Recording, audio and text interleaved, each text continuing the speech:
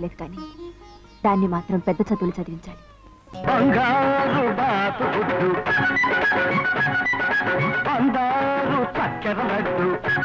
చదువుకునే దాని పెందరాడు లేకపోతే పరీక్షలు ఎలా పాస్ అవుతావే తల్లి? వంకాయ్ పొద్దుటే లేస్తే పరీక్షలు పాస్ అవుతారంటే అందరూ 1 గంటకే లేచి కూర్చుంటారు. అయ్ బొమ్మ పడింది, బస్ వచ్చేస్తుంది. బస్ వచ్చేసింది. బుద్ధి లేదు. బుద్ధి బుర్ర నిండా ఉండబట్టే పువ్వుతో కొట్టాని, లేకపోతే రాయితో కొట్టేవాడిని. ఎలా ఉంది మన డబుల్? నీ మొహలా ఉంది.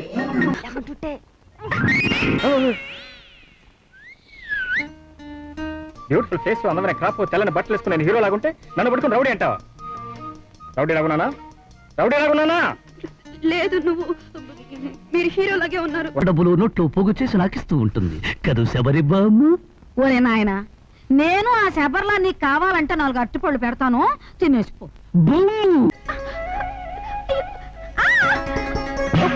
అది నేను వేరే ఇచ్చేదేముంది, ఎలాగో నేనే కదా.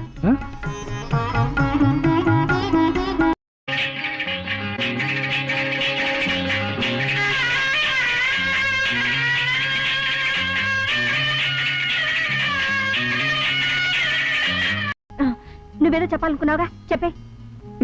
ముందు నువ్వే చెప్పు. నువ్వే ముందు చెప్పు. నువ్వే చెప్పాలి.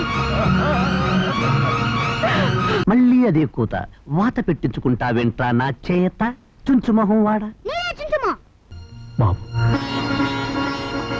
కుడి కన్ను కొట్టగానే కుర్రాణ్ణి, ఎడం కన్ను కొట్టగానే ఎర్రాణ్ణి. కుడి కన్ను కొట్టగానే కుర్రాణ్ణి, ఎడం కన్ను కొట్టగానే ఎర్రాణ్ణి. ఆ 2 కళ్ళు కొట్టరాదా, నన్ను రెచ్చగొట్టి చూడరాదా?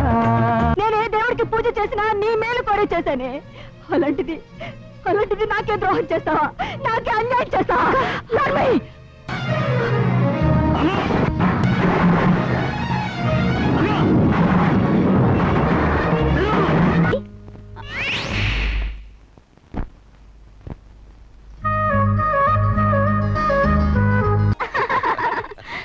మొత్తానికి ఈ పూటంతా మీ అక్క చెల్లెళ్ళ కబుర్లతో సరిపోయింది.